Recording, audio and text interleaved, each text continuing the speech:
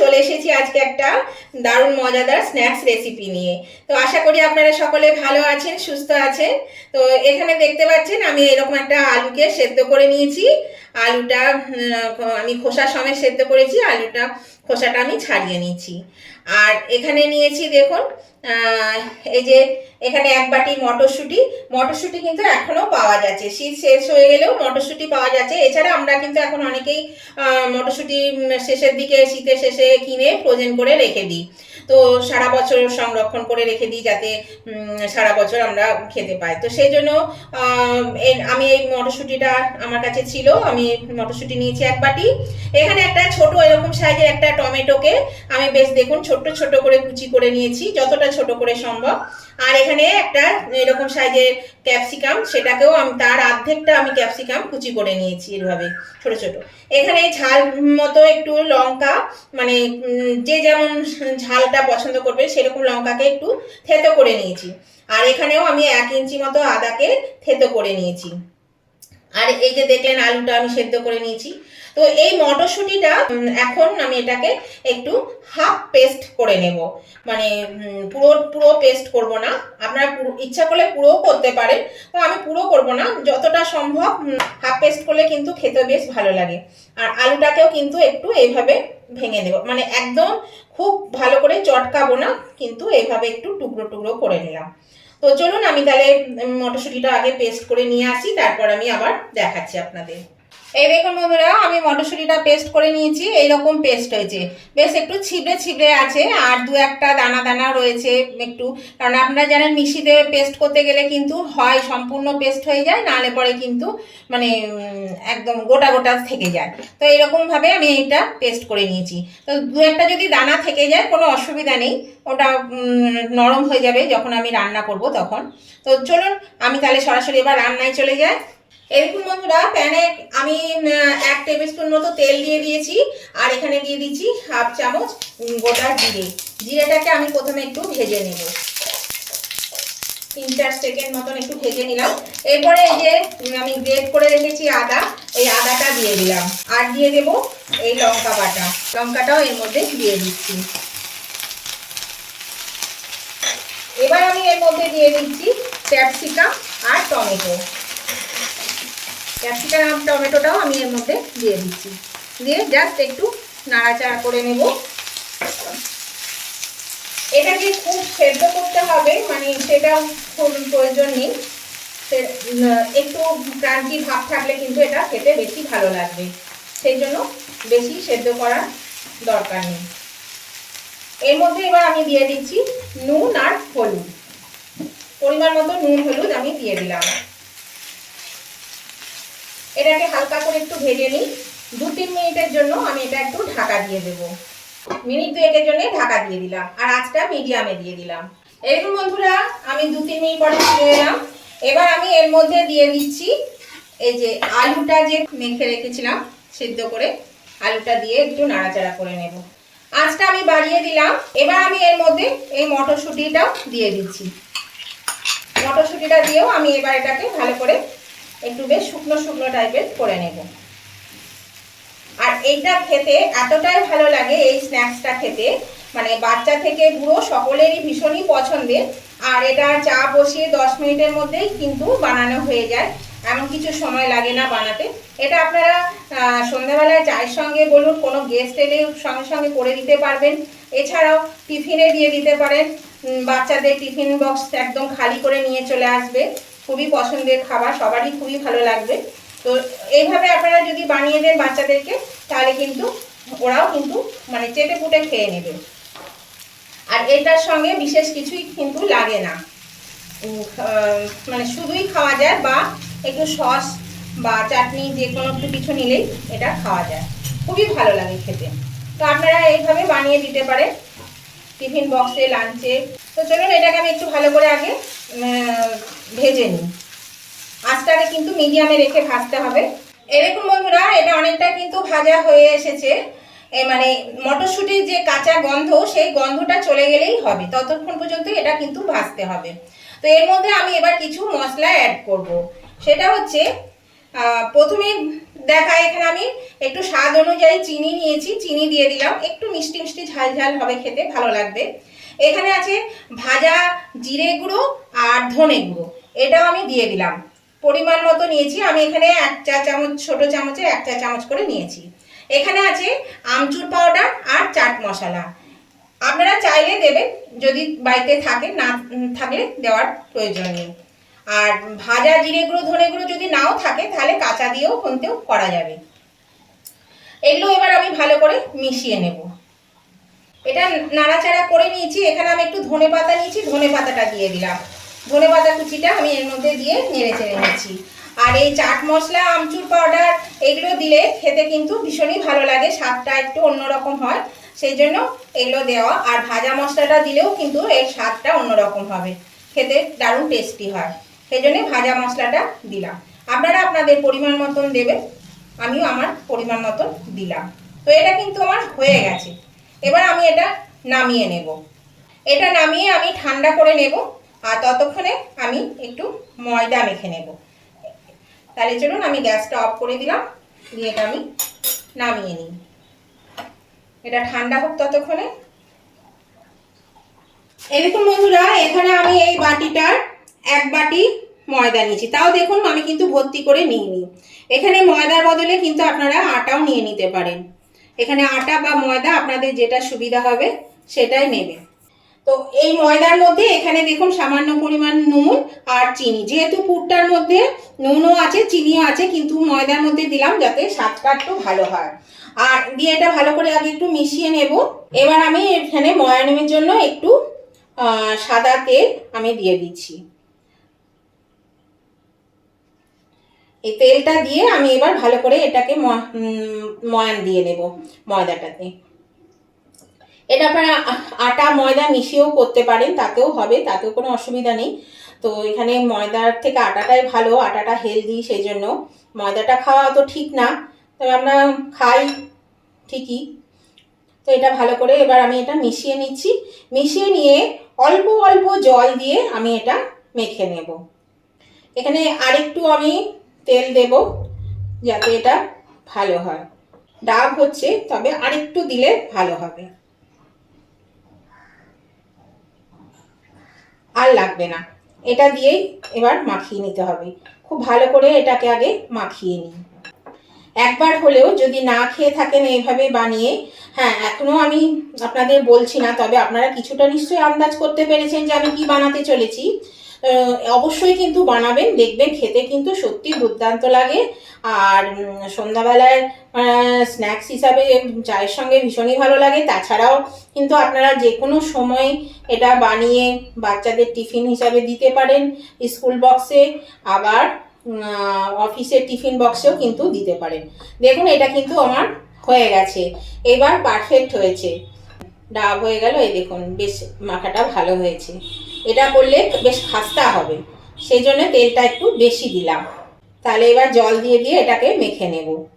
এইরকম বন্ধুরা, এবার আমি আটাটাকে অল্প অল্প জল দিয়ে ময়দাটা মেখে নিচ্ছি। আটা নয়, সরি, ময়দাটাকে মেখে নেব। অল্প অল্প জল দেব, বেশি জল দেব না, একসঙ্গে বেশি জল দিলে কিন্তু নরম হয়ে যাবে, সেই জন্য অল্প অল্প জল দিয়ে এটাকে ভালো করে মেখে নিতে হবে। এইরকম বন্ধুরা, ময়দাটা মাখা আমার হয়ে গেছে। এটাকে আমি একটু তেল লাগিয়ে একটু রেখে দেব, মিনিট 15 মতো একটু রেস্টে রেখে দেব। তেল লাগিয়ে দিলাম। এখন তেল না লাগালে পরে কি হবে, শুকিয়ে উঠবে, সেই জন্য একটু তেল লাগিয়ে রাখলাম। তেল লাগিয়ে দিয়ে আমি এটা মিনিট 15 মতো রেস্টে রেখে দিচ্ছি ঢাকা দিয়ে। এটা ঢাকা দেওয়া থাকলো। 15 মিনিট পরে ফিরে আসছি। এরকম বন্ধুরা, আমি 15 মিনিট পরে ফিরে এলাম। আর দেখুন এটা কিন্তু খুব সুন্দর নরম হয়ে গেছে। আর এটাকে তো আমি খুব ভালো করে থেসে নিয়েছিলাম, এটাকে আবার আর একটু ভালো করে থেসে নেব। আর এটাকে এমনভাবে থাসতে হবে, এই দেখুন, এটা দেখুন, এই দেখুন টানলে পরে এরকম ফাটা ফাটা ফাটা ফাটা কেমন, এই দেখুন এরকম হয়ে যাবে, ফাটা ফাটা ফাটা ফাটা হয়ে যাবে। এই যে দেখেছেন, ঠিক এরকম যেন হয়, তাহলে খেতে খুব খাস্তা হবে। তো এটাকে আমি আরেকটু ওই মিনিট 2 মতন একটু থেসে নিচ্ছি, তারপর আমি এটা নেচি কেটে নেব। এই দেখুন এটা আমি ভালো করে থেসে নিলাম, আবার মিনিট 2-3 মতো। এবার আমি এটা সরিয়ে দিচ্ছি, বাটির থেকে তুলে এখানে আমি নিয়ে নিচ্ছি। এর থেকে আমি অর্ধেকটা লেচি কেটে নিচ্ছি। এবার এটাকে এর থেকে আমি এবার একটু বড় বড় সাইজ করে, আমরা রুটি পরোটা যেমন করি তার থেকে একটু বড় সাইজ করে একটা এখানে যে কটা লেচি হবে আমি সেই লেচিটা করে নেব। একটু বড় করে সাইজ করতে হবে, কারণ কেন সেটা আমি পরে বলে দিচ্ছি। এই দেখুন একটু বড় করলাম। এবার কি করব, দেখুন এই লেচিগুলো আমরা যেমন ঠিক রুটি করি সেইভাবে কিন্তু আমাকে এভাবে পাকিয়ে নিতে হবে। দিয়ে আমি একটা বড় সাইজের রুটি বানিয়ে নিচ্ছি। এই দেখুন এখানে আমি অল্প করে ময়দা দিয়ে আমি একটা বড় সাইজের প্রথমে একটা রুটি বেলে নিচ্ছি। বেশি ময়দা দেব না, এখানে আপনারা চাইলে ময়দার বদলে কিন্তু তেল দিয়েও বেলতে পারেন, যার যেটা সুবিধা হবে সে সেইভাবেই কিন্তু এটা বেলে নেবেন। এরকম বন্ধুরা আমি একটা রুটি বেলে নিয়েছি।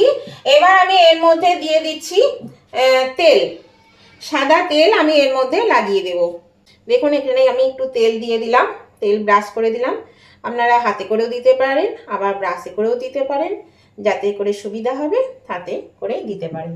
এবার আমি এর মধ্যে দিয়ে দিচ্ছি ময়দা, একটু ময়দা ছিটিয়ে দিচ্ছি এর মধ্যে। এবার আমি এটা এদিক থেকে একটা ভাঁজ দিলাম আর এদিক থেকে একটা ভাঁজ দিলাম, মানে দুটো ভাঁজকে কিন্তু একটু সমান করতে হবে। এই যে এই একটা ভাঁজ দিলাম, আবার এই একটা ভাঁজ দিলাম। আবার এর মধ্যে আমি তেল ব্রাশ করে দিচ্ছি, এর মধ্যে দিয়ে দিচ্ছি আবার আমি ময়দা। আপনারা যদি মনে করেন যে এটা করবেন না, তবে অন্যভাবেও করা যায়, সেটাও আমি বলে দিচ্ছি আপনাদেরকে, সেটাও দেখিয়ে দেব কিভাবে করবেন। আবার আমি এখানে একটু তেল ব্রাশ করে দিলাম, এই দেখুন এইভাবে দিয়ে দিলাম। এবার আমি এটাকে এইভাবে ভাঁজ করে দিচ্ছি, রোল করে দিচ্ছি। এই দেখুন এইভাবে আমি একটা রোল বানিয়ে দিলাম। এবার আমি এখান থেকে এটাকে অর্ধেক করে দুটো ভাগ করে নিচ্ছি। এই দুটো ভাগ করে নিলাম। এবার আমি একটা ভাগ হয় হাতে করেও চেপটে চেপটে করতে পারেন, কিংবা একটু আলতোভাবে বেলে নিতে পারেন। আমি একটু আলতোভাবে বেলে নিচ্ছি। এই যে বন্ধুরা আমি পুরটা তৈরি করে রেখেছিলাম, এই পুরটা এবার আমি এর মধ্যে কিছুটা দিয়ে দেব। বেশি পরিমাণে দেব না, কারণ তাহলে ফেটে যাবে জিনিসটা। আমি এই পরিমাণে দিয়ে দিলাম। দেখুন এবার আমি আস্তে আস্তে এটাকে এইভাবে জড়ো করে নেব।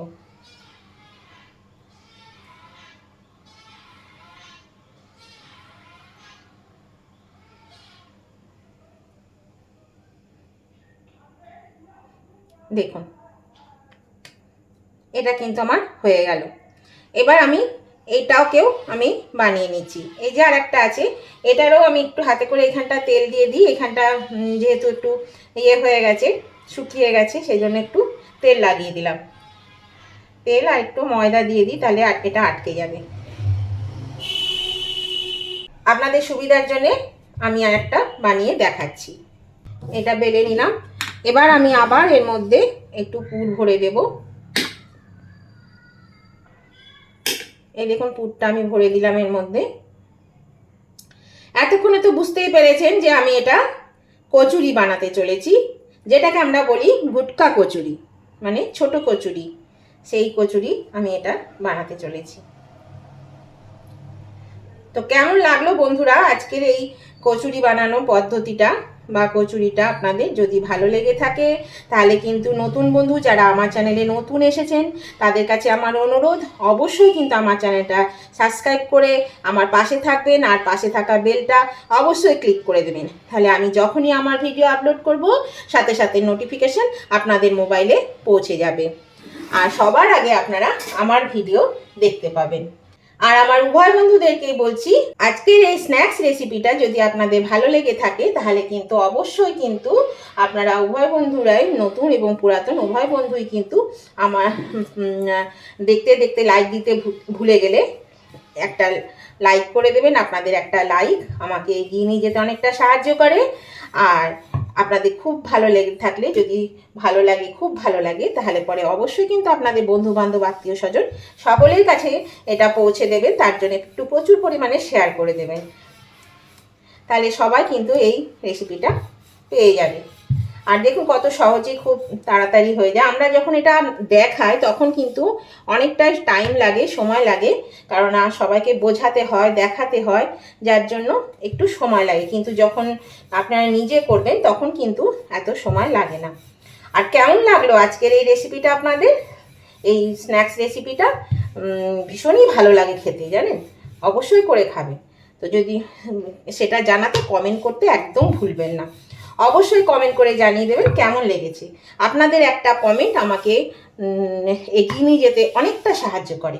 আর আপনাদের মিষ্টি মিষ্টি কমেন্টগুলো পড়তেও ভীষণ ভালো লাগে। দেখুন এটা আমি আবার বানিয়ে নিচ্ছি, আবার সেই রুটির মতো করেই করে নেব।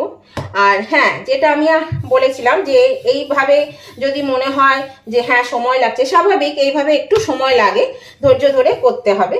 তো তখন আপনারা কি করবেন, আমরা যে রুটির মতো করে বা লুচির মতো লেচি করে আমরা পুর ভরে যেভাবে আমরা পরোটা, আলুর পরোটা বা যে কোনো পরোটা করে থাকি, পনির পরোটা, আলুর পরোটা, নানান ধরনের পরোটা পুর ভরে যেটা করি আমরা, ঠিক সেইভাবে একটা লেচি করে এর মধ্যে করে নেবেন, পুর ভরে দেবেন, দিয়ে হাতেই ওটা বানিয়ে নিতে পারবেন। তাহলে কিন্তু তাড়াতাড়ি হয়ে যাবে। হাতে একটা বাটির মতো তৈরি করে ওইখানে বানিয়ে নেবেন, তাহলে কিন্তু খুব তাড়াতাড়ি হয়ে যাবে। সেটাও কিন্তু খেতে ভালো লাগবে।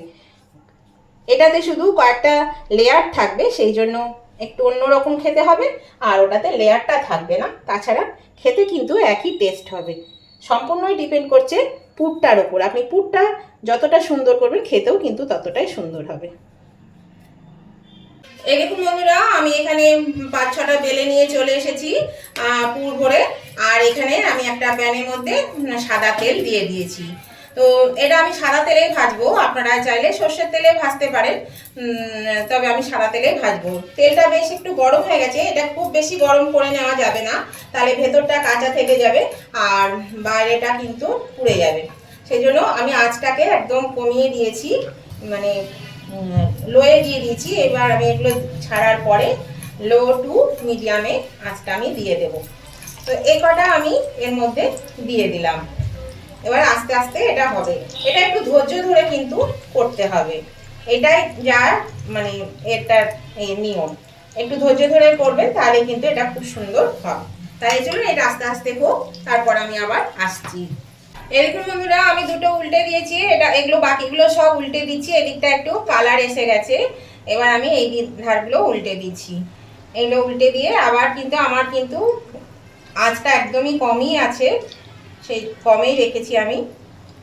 এভাবে আস্তে আস্তে ভেজে নেব। দেখুন বন্ধুরা, এগুলো কিন্তু হয়ে গেছে, দেখুন কি সুন্দর ফুলেছে, দেখছেন বড় বড় হয়েছে। এগুলো ভাজা হয়ে গেছে, আমি কিন্তু উল্টে পাল্টে ভালো করে ভেজে নিয়েছি। একটু কমিয়ে বাড়িয়ে আঁচটাকে দিয়েছি, দিয়ে একটু কিন্তু ভেজে নিয়েছি। বেশিরভাগ সময়টাই কমানো ছিল, শেষের দিকে আমি একটু বাড়িয়ে দিলাম, দিয়ে এবার আমি এগুলো তুলে নিচ্ছি। এখান থেকে তেলটা ঝরিয়ে নেব, এখানে দিয়ে আমি তেলটাকে ঝরিয়ে নিচ্ছি। এর থেকে বেশি ভাজলে কিন্তু আবার মানে পোড়া পোড়া হয়ে যাবে, খেতে ভালো লাগবে না। এটাই দেখবেন আবার কতটা লাল হয়ে যাবে ঠান্ডা হলে পরে। তো এগুলো আমি ভালো করে তুলে তেলটা ঝরিয়ে নিই, ঝরিয়ে নিয়ে আমি আবার বাকিগুলো আমি ছেড়ে দিচ্ছি এর মধ্যে। আর এই দেখুন, আমি বললাম যেটা মানে এমনি প্লেন বাটির মতন করে আমরা পিঠে যেমন করি করি সেই রকম ভাবে। তো এখানে আমি এরকম 4টে করেছি, এগুলো আমি ভেজে নেব। এই দেখুন বন্ধুরা, আমার সমস্ত গুটকা কচুরি বলুন বা মিনি কচুরি বলুন হয়ে গেছে। তো এগুলো এইরকমভাবে ভাজবেন, খেতে কিন্তু দারুণ হয়েছে, খুবই সুন্দর হয়েছে। তো আপনারাও এভাবে ভেজে খাবেন, দেখবেন ভালো লাগবে। আর আমি দেখাচ্ছি আপনাদেরকে, দেখুন কতগুলো লেয়ার আছে, দেখুন আপনারা দেখে বুঝতে পারছেন কিনা। এই যে এটা একটা ভেঙে দেখাচ্ছি আপনাদেরকে, গরম আছে। এই দেখুন ভেতরটা দেখুন, আর দেখুন কি সুন্দর। মানে ওপরটা দারুণ ক্রিস্পি হয়েছে, ভেতরটা কিন্তু খুব জুসি হয়েছে। তো আপনারাও কিন্তু একবার হলেও এভাবে দেখুন, মটরশুঁটি দিয়ে এরকম মিনি কচুরি ভেজে দারুণ খেতে হয়। অবশ্যই যদি এটা আপনাদের ভালো লেগে থাকে তাহলে পরে কিন্তু নতুন বন্ধুরা সাবস্ক্রাইব করে আমার পাশে থাকবেন, আর উভয় বন্ধুরা কিন্তু লাইক শেয়ার কমেন্ট করতে ভুলবেন না। আর এখানে আমি একটু মোটা করে মানে লেচিটা কেটেছি বড় করে, আপনারা চাইলে কিন্তু রুটির সাইজেও কেটেও কিন্তু আপনারা দুটো করে করে নিতে পারেন, একটু পাতলা হবে। আর এটা খাওয়ার জন্য এখানে আমি সস নিয়ে নিয়েছি, টমেটো সস। আপনাদের পছন্দ মতো আপনারা টমেটো সস বা যে কোনো চাটনি দিয়েও খেতে পারেন, টমেটো চাটনি বা তেঁতুলের চাটনি দিয়েও খেতে পারেন, এটা খেতে কিন্তু ভালো লাগে।